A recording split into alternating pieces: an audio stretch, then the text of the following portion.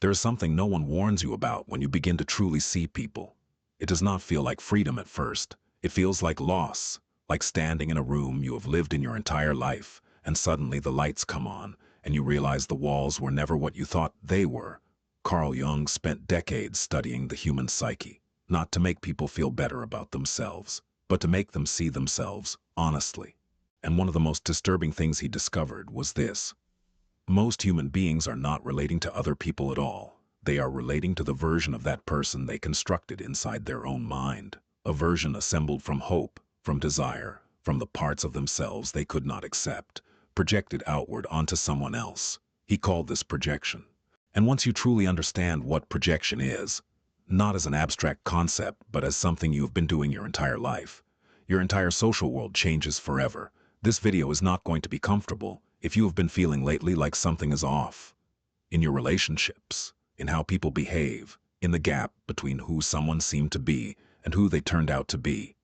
What you are about to hear may explain everything, but it will also demand something from you. Because the truth Jung was pointing toward is not just about other people. It is about the part of yourself that needed the illusion in the first place. The human mind has a fundamental problem. It cannot tolerate ambiguity. When we encounter another person, especially someone we admire, desire, fear, or desperately need, our mind does something automatic and largely unconscious. It fills in the blanks. You meet someone for the first time. They are charming, warm, attentive. They laugh at the right moments. They seem to understand you in a way most people do not. And your mind, within hours, sometimes minutes, begins constructing a complete personality around the fragments you have witnessed. You assume their warmth means they are loyal. You assume their intelligence means they are wise. You assume their affection toward you means they see you fully and choose you consciously. But you have not seen them under pressure yet. You have not seen how they behave when they are afraid, when they are losing, when they need something you can no longer provide. You have only seen the performance, and here is the first uncomfortable insight Jung offers us. All human beings perform. This is not a moral failure. It is a psychological survival mechanism, so deeply embedded in how we develop that most people are not even aware they are doing it. From the earliest days of childhood, every human being learns a devastating lesson. Not all of who I am is acceptable. The child who cries too loudly is told to be quiet. The child who asks too many questions is told to stop. The child who feels things too deeply is called sensitive, as though depth of feeling is a flaw rather than a sign of a functioning soul. So the child learns to separate the parts of themselves that earn love, approval, safety. Those parts are kept visible, polished, presented. The parts that trigger rejection, those parts are hidden, suppressed, pushed into the dark. Jung called the hidden part the shadow, and the visible, acceptable, performed part he called the persona. The word persona itself comes from the Latin word for mask, the masks worn by actors in ancient theater to indicate which character they were playing. Jung chose that word deliberately, because what most people present to the world is not who they truly are. It is the character they have learned to play in order to survive. Now here is where the psychology becomes deeply personal. When you romanticize someone, when you build an idealized version of them in your mind, you are not simply misreading them. You are doing something far more complex. You are projecting onto them. Jung described projection as the unconscious process by which inner content is experienced as though it were an outer reality. In other words, when you project, you take something that lives inside you, something you cannot fully acknowledge in yourself, and you experience it as though it exists in the other person. Think about the most intense attractions you have experienced in your life, not the slow, comfortable ones, the ones that felt electric, almost irrational, consuming. There was likely something about that person that felt almost familiar, not in a factual sense, but in a deeper, almost mythological sense, as though they represented something you had been searching for. That feeling of electricity, Jung would say, is often the signal of a projection in motion, because what feels electric is rarely the real person. What feels electric is the part of yourself you have been searching for, the unlived possibility, the unacknowledged desire, the quality you most need to develop in yourself, suddenly appearing to live in someone else. This is why intense romantic attachment often collapses so suddenly and so painfully. Not because the other person changed, because the projection dissolved. You begin to see the real person beneath the symbol you constructed around them. And the real person, with their inconsistencies, their contradictions, their ordinariness, cannot sustain the weight of what you needed them to represent. The collapse of a projection is not the end of love. It is the moment real love could potentially begin. But most people cannot survive that transition, because to love the real person means surrendering the fantasy. And the fantasy was not just about them. The fantasy was a way of avoiding something about yourself. There is a specific moment, and if you think back through your most significant relationships, you will recognize it, when reality begins to break through the projection. It does not usually arrive all at once. It arrives in small, subtle signals. A reply that comes a little too late and carries a tone that feels slightly wrong. A moment of disrespect disguised as humor, so subtle you almost convince yourself you imagined it. A shift in how they look at you after you stop being as agreeable as you once were. The way their attention increases precisely when you begin pulling back and decreases again the moment you return. At first, your mind works hard to explain these signals away. They are stressed. They did not mean it. That is just how they are. I am being too sensitive, but slowly, beneath the explanations, a quieter, more honest awareness begins forming. You start noticing patterns, and patterns, as Jung understood, reveal far more about a person than any single moment ever could, because a person can suppress their shadow in a single interaction. They can manage their mask beautifully for weeks, even months. But over time, under different conditions, when they gain social power, when they feel threatened, when they need something you can no longer provide, the mask begins to slip. For just a moment, you see something underneath, the envy beneath the praise, the need for control beneath the expressed affection, the cruelty beneath the humor, and your mind does something strange with that moment. It tries to erase it, because the mind that has invested deeply in a projection does not want to see it collapse. Seeing it collapse means confronting that you were wrong. More terrifyingly, it means confronting why you needed to be wrong. Jung wrote extensively about the human capacity for denial, not as a simple refusal to see the truth, but as a sophisticated psychological architecture, a system the ego constructs to protect its image of reality from information that would be too destabilizing to absorb. Denial is not stupidity. Some of the most intelligent people in the world maintain the most sophisticated denial systems, because intelligence does not protect you from emotional need. If anything, intelligence makes it easier to construct elaborate rationalizations for staying inside an illusion. You see this most clearly in long-term relationships that have quietly decayed.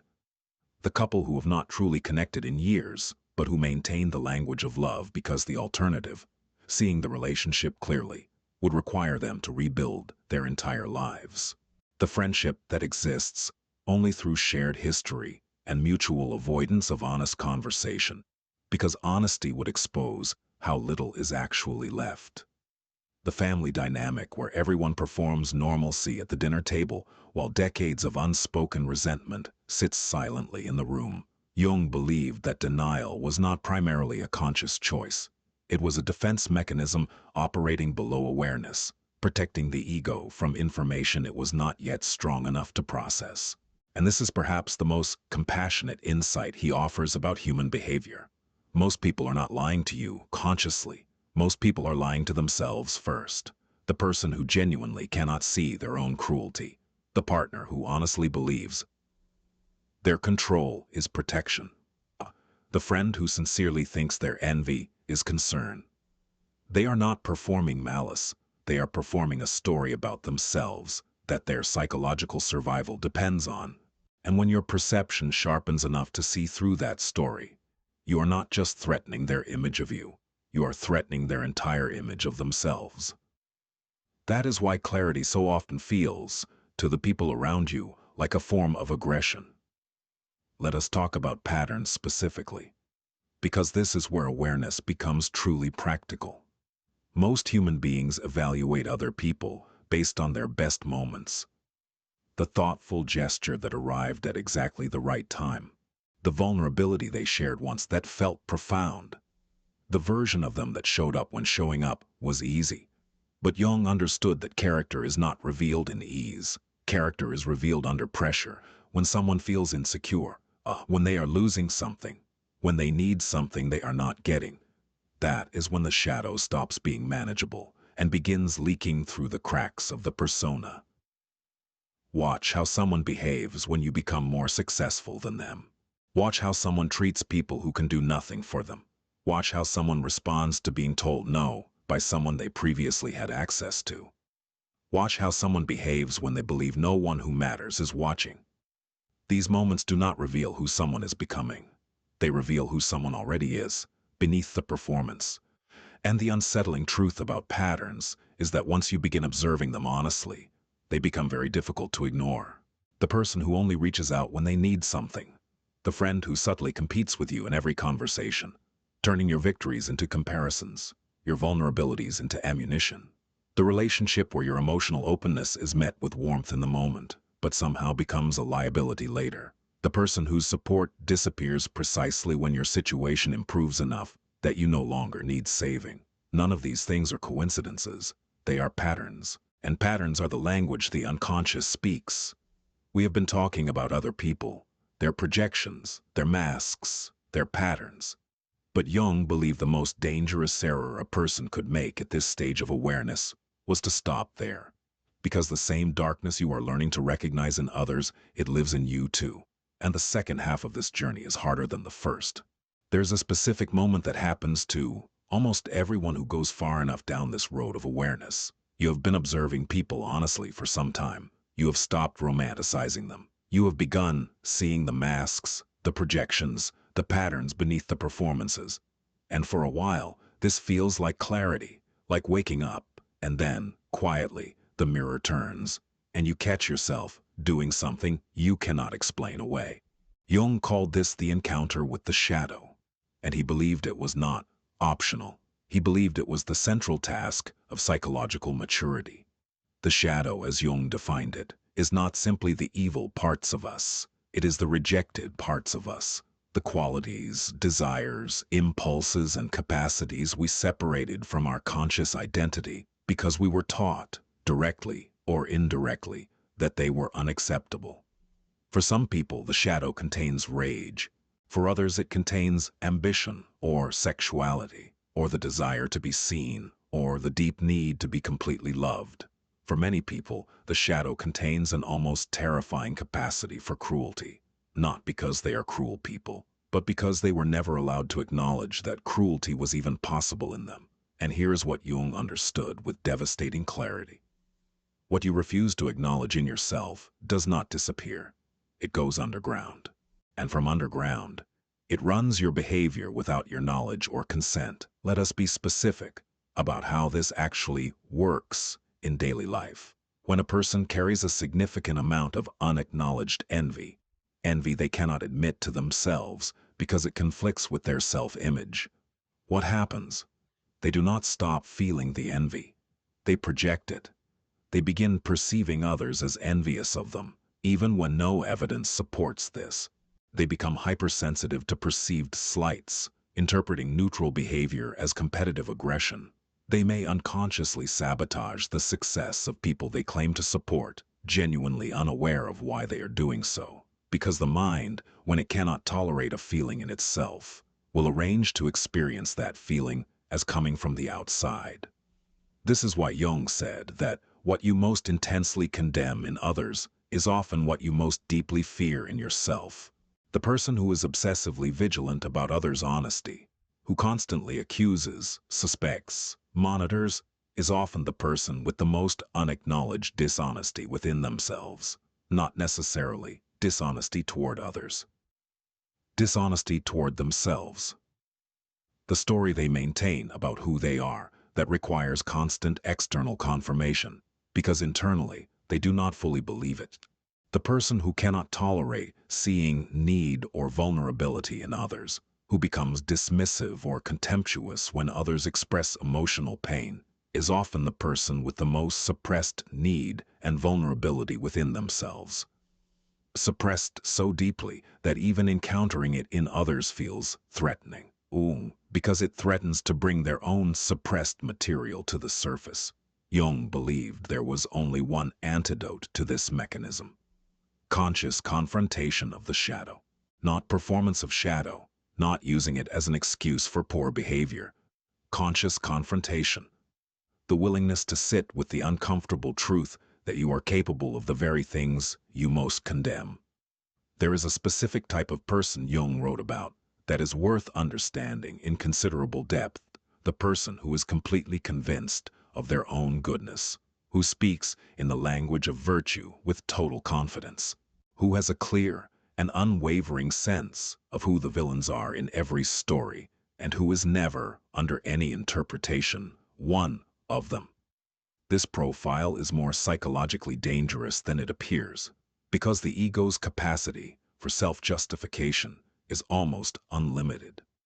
Cruelty, examined through the right internal narrative, becomes strength. Manipulation, reframed carefully, becomes necessary guidance. Control, viewed from the right angle, becomes protection. Jealousy becomes concern. Resentment becomes justice. Vengeance becomes accountability. The human mind is extraordinarily skilled at converting its darkest impulses into moral language, and the person with the most thoroughly defended ego, the one with the least capacity to see their own shadow, is capable of causing tremendous damage while genuinely believing they are doing good. History makes this terrifyingly clear. Most of the worst things human beings have done to each other were not done by people who thought of themselves as monsters. They were done by people who had constructed sufficiently convincing moral frameworks to justify the monstrous thing. This is not a comfortable realization, because it means that the strength of someone's moral conviction is not, by itself, evidence that they are behaving ethically. Sometimes the most loudly expressed moral certainty is the precise signal of the most deeply buried shadow. And the person you should be most thoughtfully cautious about is not the one who openly admits their capacity for darkness. It is the one who is completely unable to imagine it in themselves. True self-awareness, Jung believed, does not produce certainty. It produces humility. The person who has genuinely confronted their shadow understands what they are capable of under the right conditions. They have felt their own capacity for cruelty, envy, control, cowardice, and that knowledge makes them careful, not confident. This brings us to one of the most liberating and simultaneously most unsettling frames Jung offers. Most people spend their lives categorizing human beings: good people, bad people, trustworthy, untrustworthy, strong, weak. We make these categories because they feel safe. They feel like a guide for navigating the world. But Jung's work suggests something far more complex and far more honest. Human beings are not stable identities. They are dynamic psychological states. The same person who is extraordinarily generous in one context can be astonishingly cruel in another. The person who is fiercely loyal inside their circle can be breathtakingly indifferent to those outside it. The person who is deeply honest in low-stakes situations can lie with surprising ease when enough fear, desire, or social pressure is applied. This is not hypocrisy exactly. It is fragmentation. The human psyche is not a unified, coherent whole. It is a collection of parts, some in dialogue with each other, some in conflict, some entirely unaware of the other's existence. And which part is running the behavior in any given moment depends enormously on context, on what is at stake, on who is watching, on how safe someone feels, on how threatened they are. This is why people change so dramatically once the conditions of a relationship shift. Not because they were lying to you about who they were, but because who they were in the context of your relationship was genuinely real. For that context. And the new context reveals a different configuration of parts. Once you understand this, you stop looking for people who are perfectly consistent and start looking instead for people whose overall pattern of behavior, across contexts, under pressure, when no one is watching, reflects values you can actually trust. Because no one is perfectly consistent, but some people's inconsistency lives within a range that is honest, accountable, and capable of growth. And others' inconsistency reveals something that was always there, that needed different conditions to become visible. Now let us talk about what actually changes when you stop romanticizing people, not the cynical version, where you decide connection is impossible and protection is wisdom. The genuine version. The first thing that stops is the desperate need for people to confirm the fantasy you have built around them. You stop needing someone to be everything at once, completely loyal and perfectly understanding, and never threatening and always available, because you understand that no human being can sustain that. Not because they are flawed, but because they are human. And human means fragmented. Human means inconsistent. Human means carrying a shadow they have probably never directly examined. Just like you, the second thing that changes is your relationship with disappointment. When you are in a projection, disappointment feels catastrophic, because it is not just about this person failing to show up as they promised. It is about the collapse of the symbol they represented for you. But once the projection dissolves, once you are genuinely seeing the person rather than the symbol, disappointment becomes information, not tragedy. Information about who this person actually is, what they are actually capable of, what the realistic shape of this relationship can be. And that shift from catastrophe to information changes the entire emotional texture of your life. The third thing that changes, and this is the most important, is how you relate to yourself. Because the moment you stop needing other people to complete a fantasy for you, you are confronted with the question of what is actually missing inside you that drove the need for the fantasy in the first place. And that question leads us somewhere extraordinary.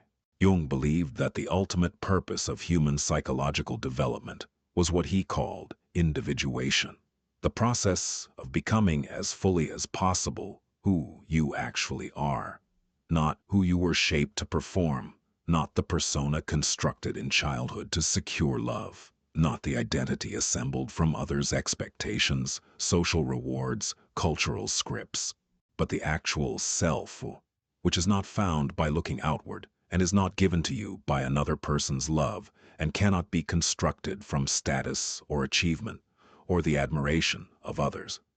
It is found through the work of honest self-examination, through the willingness to look at what you project onto others and ask what that reveals about what lives inside you, through the willingness to look at what you most condemn in others and sit with the discomfort of recognizing it in yourself, through the willingness to ask, not just what role am I playing, but who am I when no role is required of me.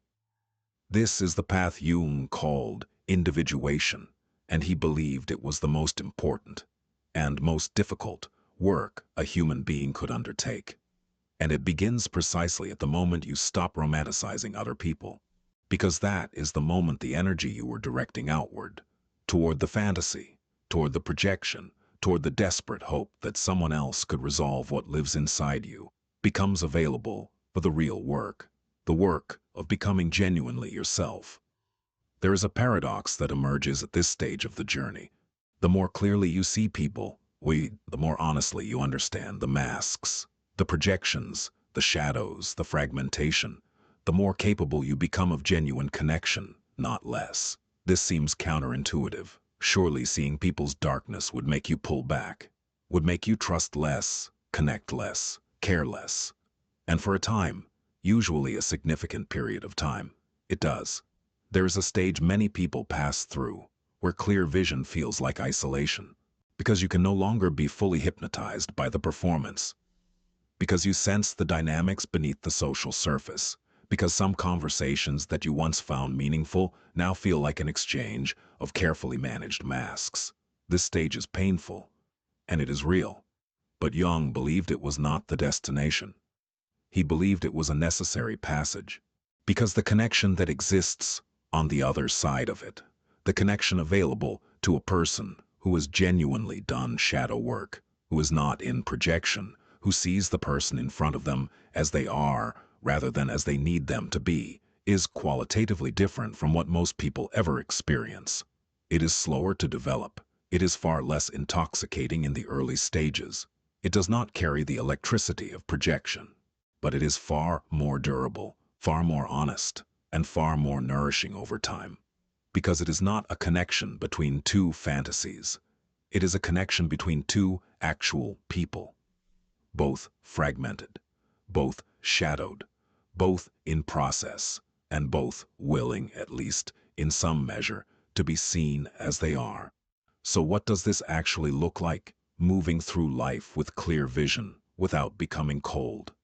First, you become slower to decide what you know about someone, not suspicious, slow. You allow more time for the real person to reveal themselves, because you understand that the initial presentation is always in some measure a performance, not out of malice, out of the universal human need to be seen as acceptable, and you give people the room to gradually show you who they are across contexts, under different conditions, when the stakes change. Second, you begin valuing consistency over intensity. The person who is reliably present in quiet moments over a long period of time tells you more than the person who makes grand gestures once. The friend who shows up when showing up is inconvenient tells you more than the friend who is warmly available when it costs them nothing. Intensity, as Jung might have said, is often projection. Consistency is character. Third, you become more honest about your own projections in real time. When you feel a strong pull towards someone, or a strong aversion, you begin asking before acting on it, what is this triggering in me? What part of myself am I encountering through this person? What quality in them am I responding to? And what does that response reveal about what I need, or fear, or have not yet integrated in myself? This does not mean second-guessing every feeling. It means developing the habit of self-examination, alongside perception, seeing others clearly, and seeing yourself clearly, not as separate skills, but as the same skill, practiced simultaneously. Fourth, you allow yourself to love imperfect people without needing them to be complete, to receive genuine kindness from someone who also carries shadow, to offer genuine loyalty to someone you understand is capable of failure, because love that can only exist with perfect people is not love. It is a fantasy of love.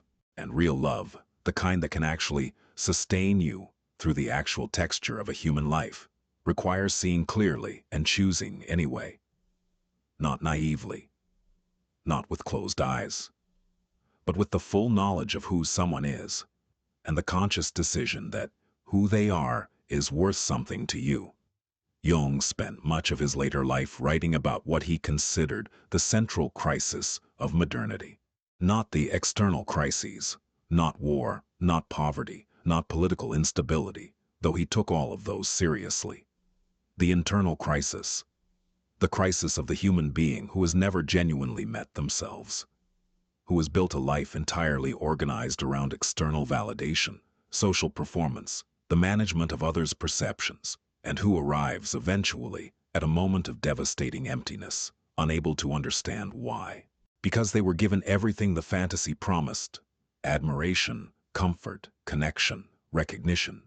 And yet, something essential was missing.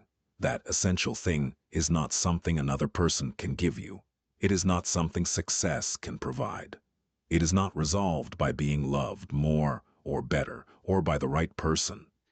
It is the experience of actually inhabiting your own life, of knowing who you are when no audience is watching, of being able to sit alone in silence without anxiety, of choosing from your actual values rather than from fear of rejection, of facing what lives in your shadow rather than projecting it endlessly outward. Jung wrote, and this may be the most important sentence he ever produced. Until you make the unconscious conscious, it will direct your life, and you will call it fate. Think about that for a moment. Not as philosophy, as something personal. How many of your repeated experiences, the relationships that always seem to collapse in a familiar way, the patterns of pain that seem to follow you despite your best efforts, the feeling that certain dynamics keep finding you no matter where you go, how much of that is not fate? How much of it is the unconscious, running the same patterns it was given in the very beginning of your life, before you had any ability to examine or choose? The day you stop romanticizing people begins the day you start seeing those patterns. But the day you actually become free is the day you stop romanticizing yourself. The day you can look at what you do, not just what you intend, and find the truth there without needing to convert it immediately into something more comfortable. That is the beginning of individuation. That is the beginning of a life actually lived. Here is what no one tells you about the other side of this process. It is not a darker life. It is a clearer one, and clarity, real clarity, earned through genuine self-examination, is not the cold, distant thing people imagine it to be when they are still in the early stages of disillusionment. It becomes something much quieter and much more durable than the emotional highs and crashes of life lived through projection. You stop chasing the electric feeling that comes from encountering your own projections in someone else. You stop organizing your life around managing others' perceptions of you. You stop needing to perform, not because you have become antisocial, but because the performance was always in service of an anxiety that is slowly losing its grip. You begin to trust your actual observations of people rather than the story you wish were true. You begin to choose relationships not from desperation or fantasy, but from genuine resonance with who someone actually is. You begin to see other people's shadows with more compassion, not because you excuse what they do, but because you understand the process that produced it. You have seen it in yourself, and you understand that the darkness in another person is almost never simply malice. It is almost always an old wound, doing what old wounds do, protecting itself at whatever cost, often long after the original danger has passed. This does not mean tolerating harm. It means understanding it well enough to navigate it wisely, rather than being blindsided by it repeatedly. The day you stop romanticizing people is not a day of loss. It is the day you become available for something real, not the fantasy of connection, not the projection of what you need someone to be, but the actual, imperfect, fragmented, shadowed, genuine human being standing in front of you. And the possibility, not the guarantee, but the genuine possibility of knowing them and being known by them as you both actually are. That possibility is rarer than the fantasy, but it is the only version of connection that can actually hold the full weight of a human life. Jung believed this was the work, not becoming someone better, not performing someone wiser, but becoming slowly and with tremendous difficulty, genuinely yourself. And then, only then, being capable of genuine relationship with someone else. If something in this video struck something real in you, not about other people, but about yourself, leave a word in the comments that describes what you are beginning to see. Because awareness is how this begins, and it begins with one honest observation at a time.